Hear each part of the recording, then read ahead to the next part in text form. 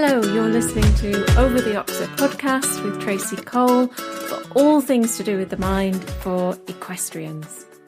So this week I am highly delighted that Stella has come onto the podcast.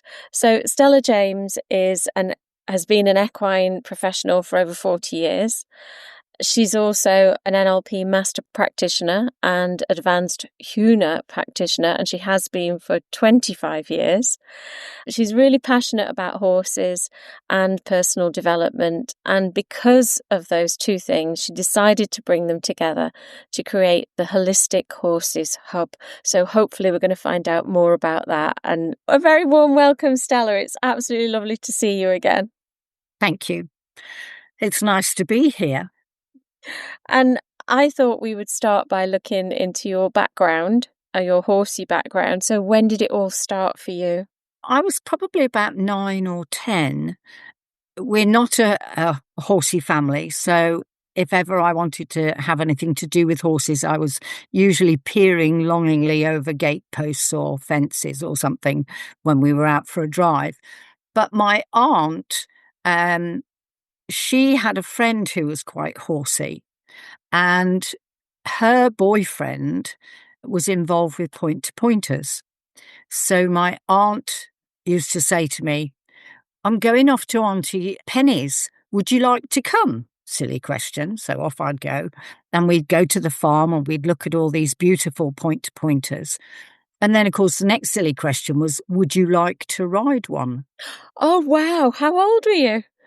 As I say, about 9 or 10. So yes, of course I would like to ride one. So we would then go into the field and we'd be all right walking. And then maybe it would start trotting. Well, I had no idea, no brakes, no steering, no nothing. So invariably I was run off with, usually to a good end. So that was all right. And sometimes I was frightened, so I'd end up in tears. But I sort of loved it and was frightened of it all in equal measure. And so then I'd go home and I'd tell Mum.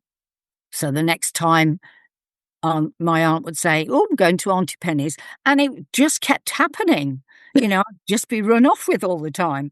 So, and I'd go back to Mum and be in tears about it. And she said, "Enough's enough. You need to go and learn to ride." So our nearest riding school was in the next town. And so it was either a Saturday or a Sunday, because we didn't have private lessons in those days. It was only group lessons. Yeah. And so Mr. Bub was the owner of the riding stables, and he wore his trilby hat, and he had very ruddy cheeks and a bit of a pot belly. And we'd go in and go, "Who are we riding today, Mr. Bub?" And then he would tell us which horse. And because Mum had obviously told them that I'd been riding these point-to-pointers, albeit not very well, I always got put on the horses. And I think I was perhaps a little bit taller than some of the other children. So I didn't actually ride a pony until I was about 16. Yeah. So one of the favourites at Mr. Bub's was called Tipperary, and they were all hunting horses. So Tipperary, as I recall, was about 16 Dark Bay, and he was the most kindest horse. He was a real gentleman. I mean, none of his horses were different really in their temperament, but there was just something special about Tipperary. Although the first one I rode was called Clancy, and they were all under Mr. Bub's spell. So if he said to one of them, trot on, they'd trot it. So, but yeah, it was fabulous. So that was my introduction. But of course, because he was a hunting man, I think he was ex-army as well, probably. Yeah. He rode very much in the hunting style. And also he taught us to do that. So it was hands down, grip with the knees. We were even given bits of paper to keep underneath our knees. And then off we'd go. So I then, having spent, 7 years with him, and I could walk, trot, canter, pop over a little log. Nothing major, but, I could hold my own. And then I went off to Talland to train as an instructor, who took one look at me and went, "Oh my goodness, who taught you to ride?" and proceeded to unpick me and put me back together again. So that was my introduction to all of that. And it was a bit of a shock to the system as well, because I'd gone from having a weekly lesson to then riding twice a day for 6 days a week. So Wow. you'd have Sunday off. Yeah. Bottom didn't know what had hit it. and I they were lunging me one day, and I was like, and they're like, sit, sit on your bottom. And I'm like, I can't. What do you mean you can't? And I said, my bottom's too sore. And they're like, oh, stop, stop being a wuss. And then when I got off, I bent over, and my bottom had bled, and it had come through my jodhpurs on both cheekbones as well. And I said, look at my bottom. And they went, oh, we didn't realise it was quite that bad. So, wow. That I was is a little skinny thing, extreme. you see, so I had no flesh on my bottom. So, yeah. So that was Gosh. fun times. So then did you qualify as an instructor then? I did, yes, Yeah. eventually. Yeah. So, yes, nerves initially got the better of me. And so I then went and did a sort of, it was a one-to-one, but it was tit-for-tat arrangement. So I helped out at the yard, and then in exchange for that, then I got help with my exam. And that was with Peter Lewis, she was an BHSI at the time, and she was also one of the top level event riders. She was about 24, 25 when I met her. So I was a little bit younger than her, and she was just setting up her own riding school. And so she looked like just chucked me in at the deep end. So she gave me a pair of clippers and said, right, go and clip that pony. And I was just like, well, I've no idea. I've never done this before. She said, oh, well, I said, what if I make an absolute mess of it? She said, it'll grow back. So, and that was her attitude. So anyway, I did clip this pony, which my lines were a little wobbly and all of that. And because clippers are actually much heavier than I'd originally thought they were. So holding them with all the vibrations and everything, it wasn't quite as easy as I'd imagined. And anyway, she thought I'd done a reasonable job. So then after that, it was like, okay, here's a horse that needs clipping, off you go. So I became very good at it eventually. But yeah, it was a bit wobbly at times. And also getting that pressure right, because if you push too hard, then you end up with tram lines. If you don't press hard enough, the hair doesn't come off. Yeah. Yeah. Hit and miss. So yeah, and the good thing about Peter was that she was also a BHS examiner. So she knew what the examiners were looking for. And I said to her, look, I really suffer with exam nerves. I said, I need you to train me beyond the level that I'm going for, to allow for my nerves to take. And that's what we did. And so the next time I took it, I passed with no problem at all. So that was really good. And then I think then I got my own horse. I bought an ex-race horse, who actually at the time, although I wasn't aware of it, was perhaps a little bit more of a horse than I was capable of coping with. He was very sweet, but he could be very thoroughbred-like at times, not surprisingly. Yeah. But he looked after me really, really well, took him hunting. And then I did some cross-country training with Peter again. And there was a group of us, and we'd all gone off into these fields, and then there were various jumps. And there was one which was, you had a choice. You could either jump the corner, or you could jump in and then jump out again. So I decided that I wasn't skilled enough to do the corner. So I jumped in and jumped out. That was all fine.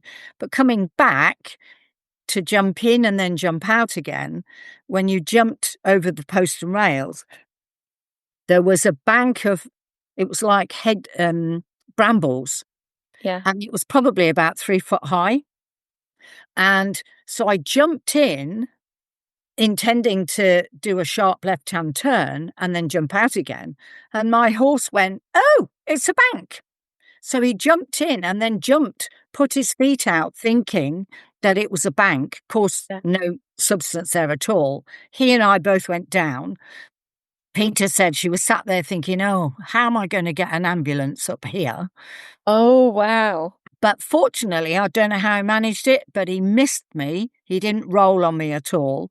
We both got up. We were covered from head to foot in thorns from the bramble.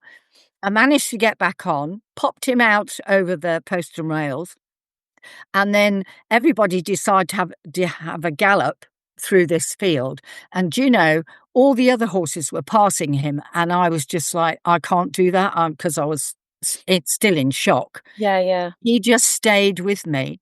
And afterwards, Peter said to me, "He's a badminton horse." She said, "He's brave and courageous enough to do badminton." I said, "Well, he might be, but not with me on top." So yeah. So then, I don't know where I went from there. I freelanced and worked at various riding schools. And then I got married I'd got married twice actually. But then I got myself another horse and then decided I wanted to have my own riding school, and something came up. So, and it was something that I'd always wanted since when I was 10. That was my plan. Yeah. I just love teaching. I love the riding as well, but the teaching is my passion. And so I did that for 3 years. So it was very small. I think we had 10 stables, not very much grazing at all. But that was quite fun. And we built a little outdoor arena, 20 by 40. And all the fencing, we used wood from the wood pallets. So we broke all the wood pallets. Yeah. Fencing. And it was great arena during the summer, but in the winter it was desperate, because what they hadn't told me was it was where the old silage pit was. Oh, no. So the drainage was terrible. And the horses would almost be up to their knees in it, even though it was an all-weather surface. Yeah. So we didn't get to use that very much during the winter. And then I had about 10 years out of horses for various reasons. And then I came across a job that was just a weekend teaching job. And I thought, the bit of extra pin money, it's a bit like having a paper round. Not that I ever did. But I thought, that'll do me. Anyway, in the end, I ended up sort of being temporary manager for a while because the manager was off on compassionate leave. And I've been there ever since. Wow. I think I've been there now 17 years, and it was just going to be a weekend job. Yeah. So I don't do quite as much hours. I work freelance, so I can say when my hours are. Yeah. And then it was an Arabian stud as well as the riding school, and that it's been there for probably 50 years, I think. Yeah. And so anyway, so they didn't have the stallions there, but they were still breeding the mares. And one of the colts that was born, I just fell in love with him. And I didn't have a bean to my name at the time. And I was just like, "You're mine." Anyway, the mares and foals used to be sent up to the top fields. And he came back down when he was about 9 months old, I think, to be weaned. And I went, "Oh, hello, you're back." So then I even said to the manager, "Can you tell everybody else to leave my foal alone? Because he's..." And in the end, I went to Mr. Griggs, who owned the riding school, and said, "I want to buy your horse." And so we did a little deal. And I still have him. I think he's about 16 or 17 now. Still entire. He's such a lovely temperament. He's a virgin. But he's just so sweet. And I think because he was at the riding school and we had mares and geldings and people, coming and throwing, he really didn't bother that much about the mares. And when I was at a livery yard some years back, he would have to walk past 2 mares to get to his stable. If Yeah. he was coming in from the field, he would stop and have a chat until they squealed at him, and then he'd go, "Oh, all right then." And he, when I turned him out in the morning, never even gave him a second glance. He was just like, "Oh, I'm going out. That's it." So he's been really sweet, and it was quite funny because I just thought, because he's such a lovely temperament, why would I want him cut?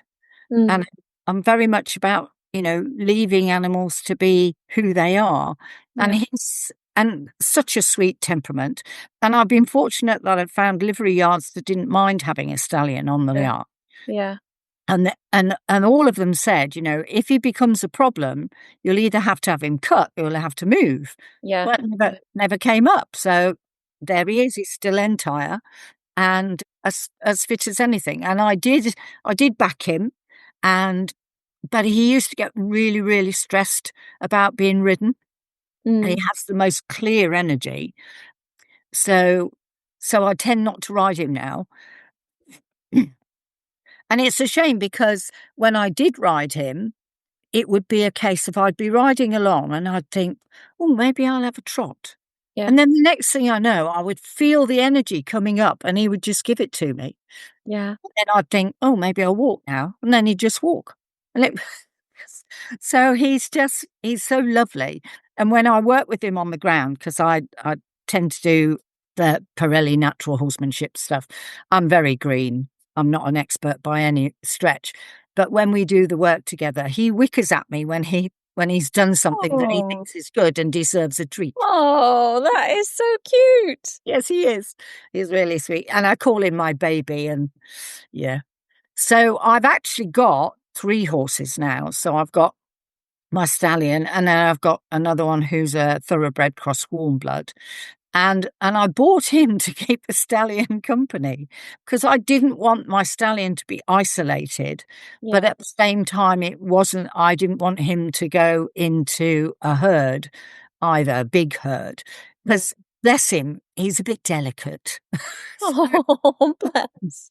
So, you know, if you he can be dominated by other horses. He will always stand at the back and I wanted someone to be a companion to him that was young enough to play with him and teach him how to be a horse. Mm. So that worked quite well. And the one that I bought, I think he was rising 5 when I bought him. So he'd already been backed and he'd been doing various things.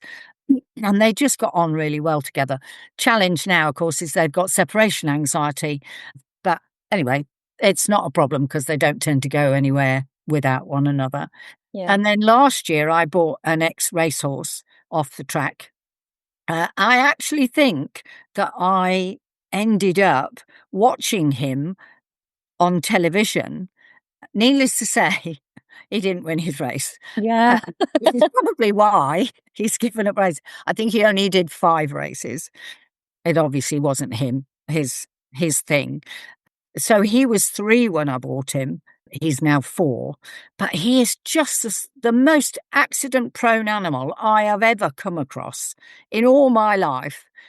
As fast as I heal one cut, he's got another one. He cut his eye open the other week. And I was just like, oh, have I got to get the vet out and get this stitched? And I thought, well, I don't know.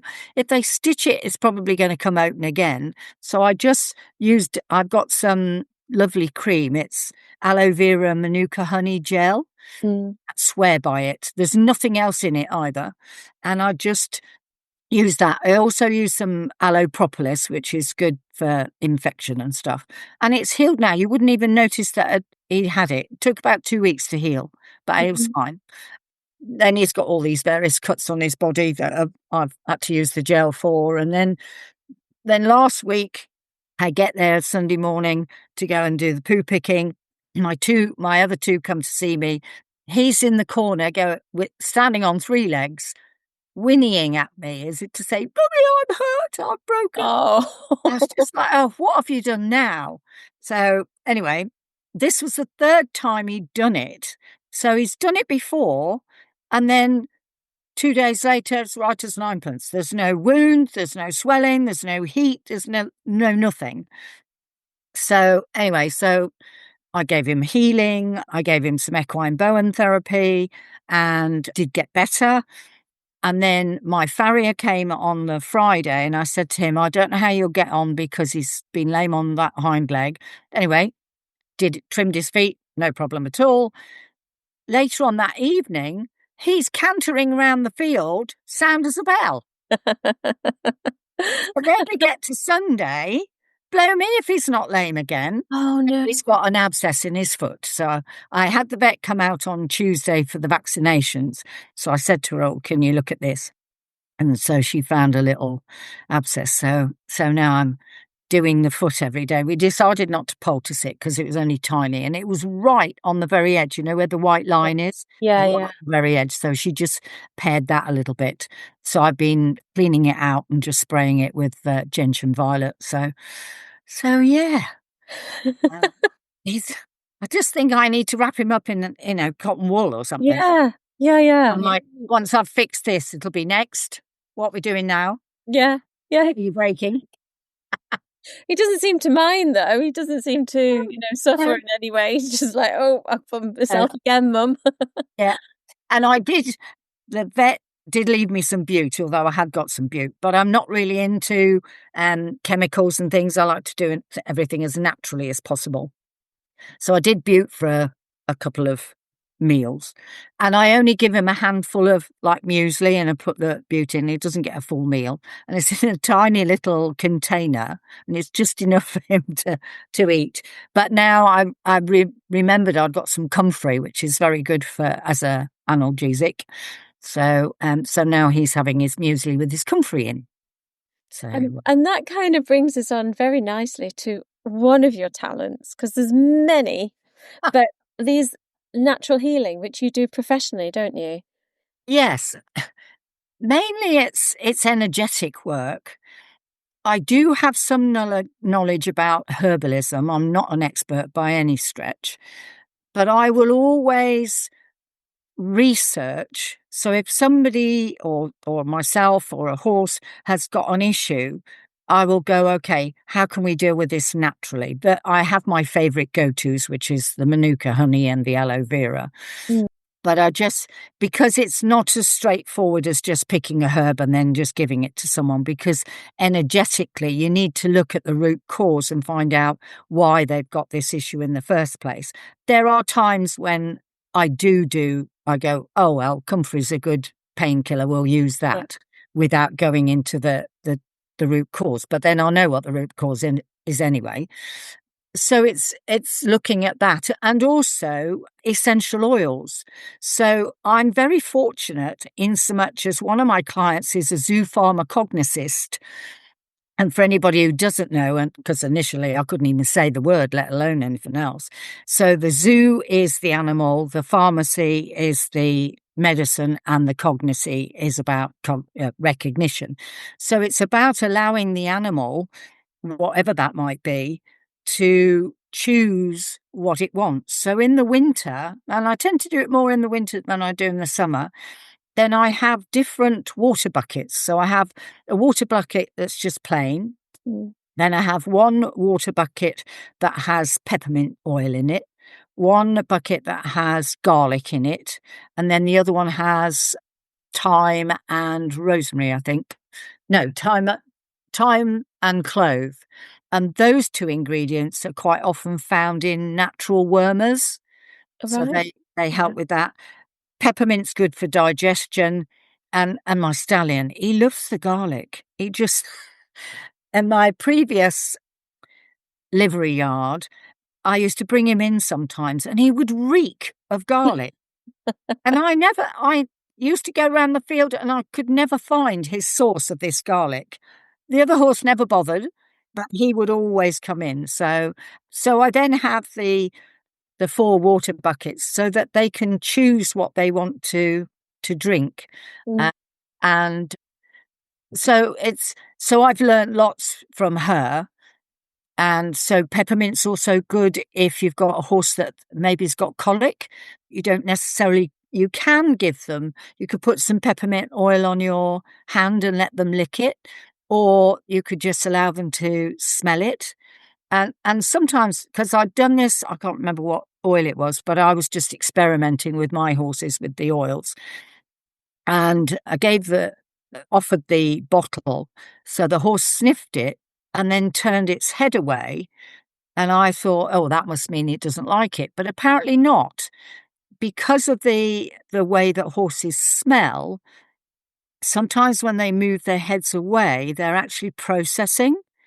Oh, And it also depends which nostril you give it to them with. So wow. so you get a different response, whether it's a left nostril or a right nostril. And for ourselves, that's different as well. So did you know that we alternate our nostrils when we're breathing during the day? So, Oh, okay. so Now you I'm going to don't start actually thinking breathe. about it. Yeah. So you don't actually breathe in through both nostrils at the same time. And if you breathe in with your right nostril, that connects to the left side of your brain, which is all about action and, the doing part. So I experimented one time. So I started purposefully breathing through my right nostril while I was teaching. And I got much more clarity. I was much sharper. I knew what I wanted to say. It all came out really well, because sometimes you fall over your words, don't you? And then if you breathe through the left nostril, then it connects with the right side of your brain, which is all about intuition, connecting to your gut instincts, that feminine side of you, which is much calmer, maybe more grounded. So I found that quite interesting in terms of the Mm, horses, you know, just turning away. And that's the same thing with the Flaman's gesture, is that they've got some means of smelling that's under the lip. And they do that because instead of just breathing through their nose, it actually takes it into their body. And then that gives them further information, like they would do in the mm, wild, of, mhm. is this safe? Is this a predator that Yeah, I need to get ready to do fight or flight? So it's a really old system that they connect into. And of course, they know what they need to eat. I love the fact that my horses get access to the hedgerow. yeah, So they're always eating the trees or the blackberries or the they like the really early spring leaves. So we've got hazelnut and hawthorn, and they know what they want. And of course, in the wild, they would eat maybe something that they knew was toxic to them, but yeah. would have medicinal properties. But usually things grow either side by side or in the vicinity. So once that toxic medicine had done its job, they would then find the antidote and then eat that to stop the action of the other thing that they'd eaten. So I find that all quite fascinating. Yeah. But of course, the problem nowadays is quite often they have access to the toxic thing, but then they haven't got access to the antidote. Yeah, yeah. Gosh, I mean, that's it's, really interesting. yeah. So, I mean, it's a bit like nettles and docks. They always grow close together. So if you sting yourself with the nettle, then if you've got a dock, then it just counteracts and neutralizes the action. Yeah, So, yeah. Oh, super. So, I mean, I don't know where to go next with this conversation because you have, like I said, so many skills, not only the physical coaching, but mental and emotional coaching. There's a spiritual side to your work as well. What's your very favorite modality to work in? oh, I love the teaching, but I also love my spirituality. And it's not something that I do, it's who I am. So Mm. it's something that I do every day. So that involves practicing my vowels, which helps me with my chanting. There are chants that I use personally. And when I'm working with my equine facilitated mentorship, then to set the energy up before the client comes, I will chant to make sure that the energy is as I want it. the field and the stabling area of, although I endeavour to keep the horses out 24/7, I have an energy grid around the property, so that keeps the energy in that I want and keeps the energy that I don't want out. So it's a protective thing, not just for the horses, but everything else within that. Do you set that up yourself, or is that with crystals, or how do you I set that up myself. So Right, okay. within the Huna tradition, we actually have 2 different types of energy grids that we can put up. So I usually just put the level 2 one up, simply because it's easier to remember. The one's a bit more complicated, and you have to know where north and south is and all of that. So, and then also I have my guides, which are called a Vaiku, and they are personally assigned to me.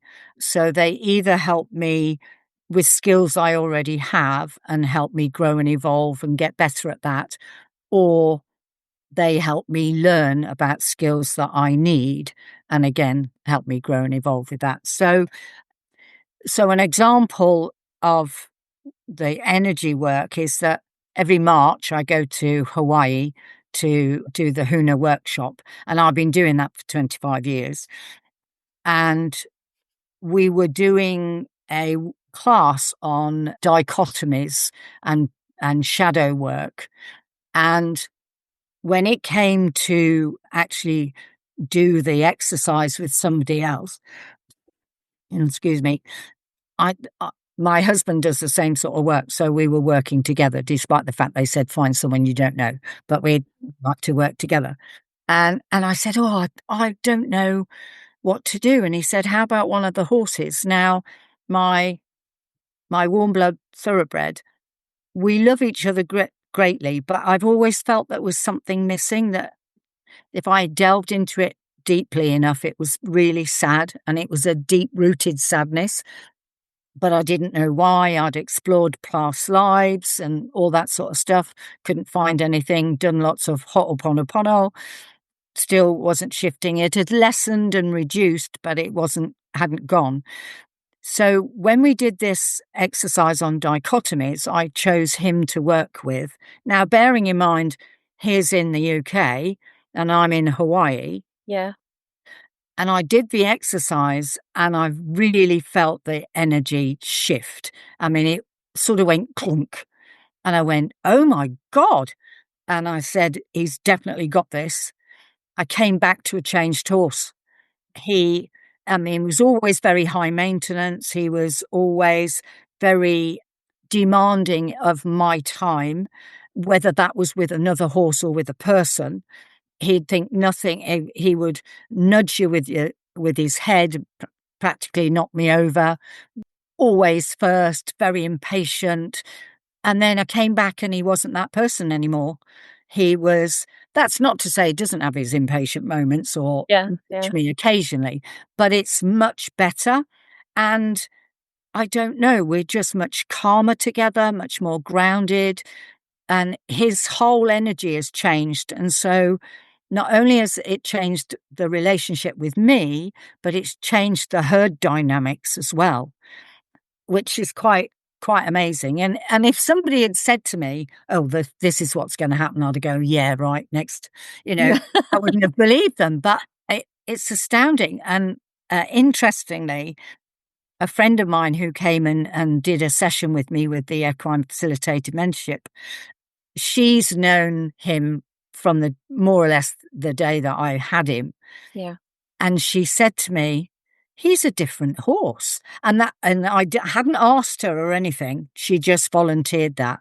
And I said, "What makes you say that?" And so she then listed all the things that she'd noticed about him. Yeah. And so it's quite amazing, really. And that to me is just so powerful. And so I don't actually need to be in the same area as someone or even in the same country, because energy is energy. Yeah. Yeah. So, and Huna has provided me with the tools and techniques so that I can help people release negative emotions. So, say, for example, you had someone who was frightened of, well, for like me, I was frightened of heights, frightened of the dark. Then I can, using the tools and techniques that I've got, I can help them release that emotion in relation to the heights or the dark. It doesn't mean to say that they never feel fear again, because they do, because that's what we're supposed to feel. Yeah.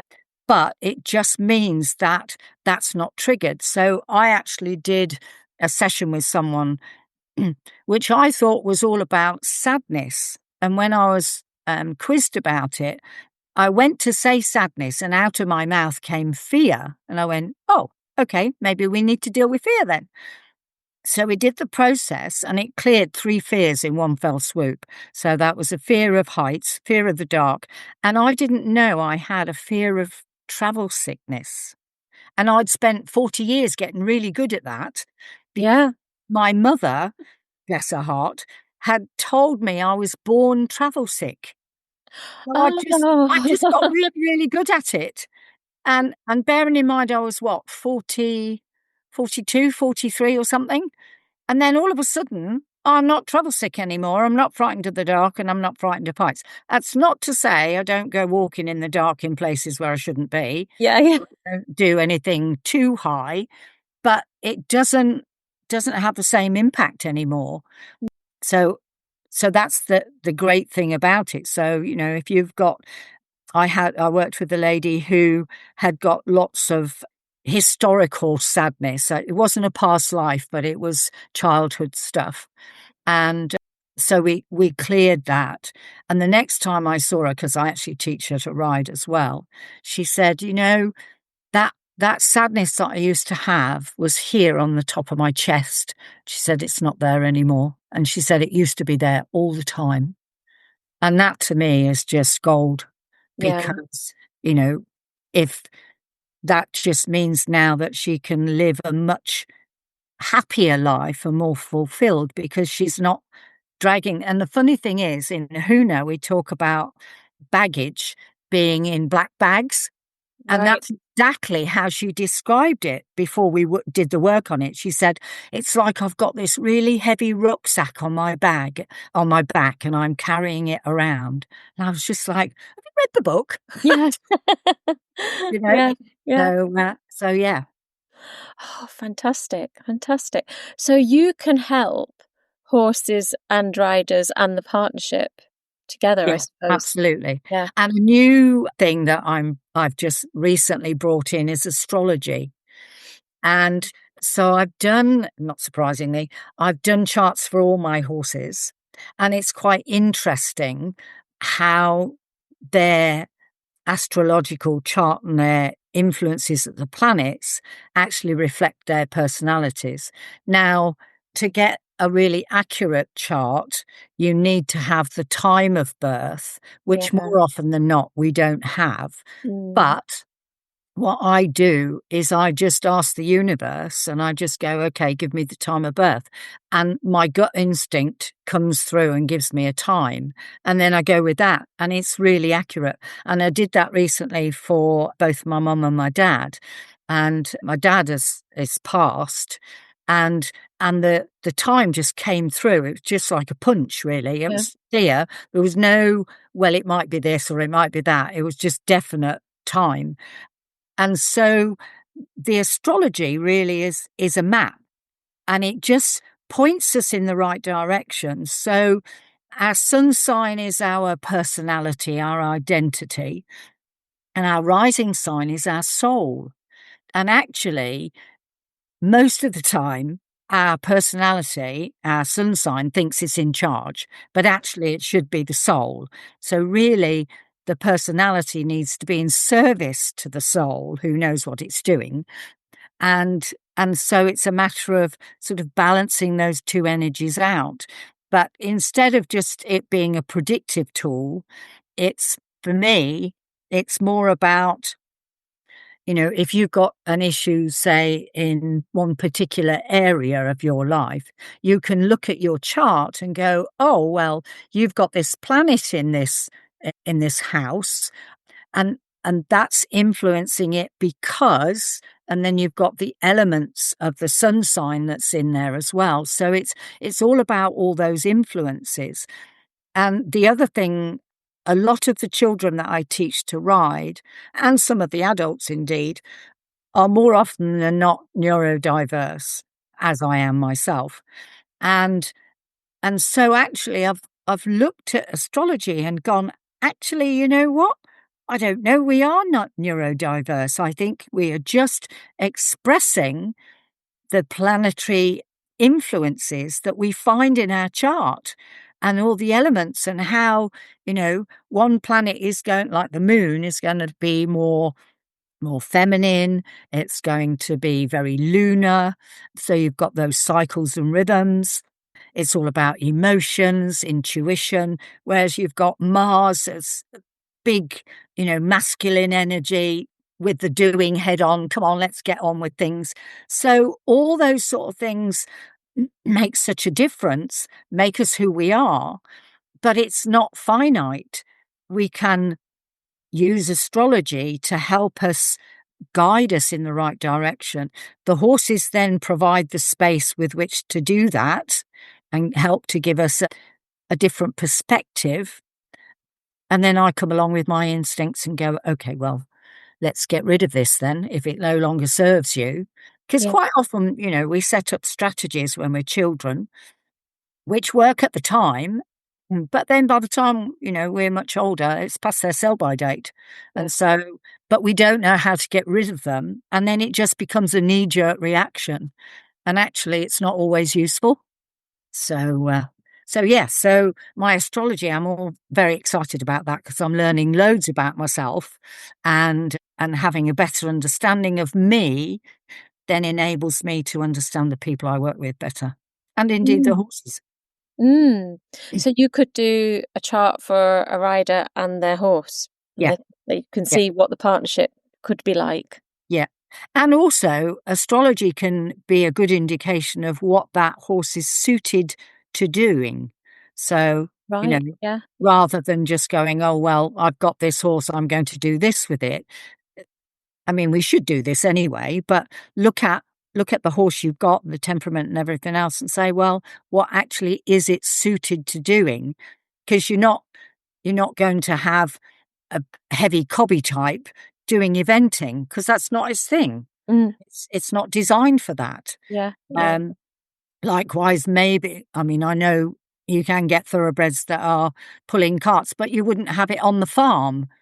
Yeah. And Yeah. that sort of stuff. So, it's literally horses for courses. But yeah, I mean, I quite often think about my indications astrologically and then look at the horses and go, okay, well, that's why we're clashing a little bit here, or maybe that's why we get on so well. Yeah. And it's fluid as well. There, ebbs and flows.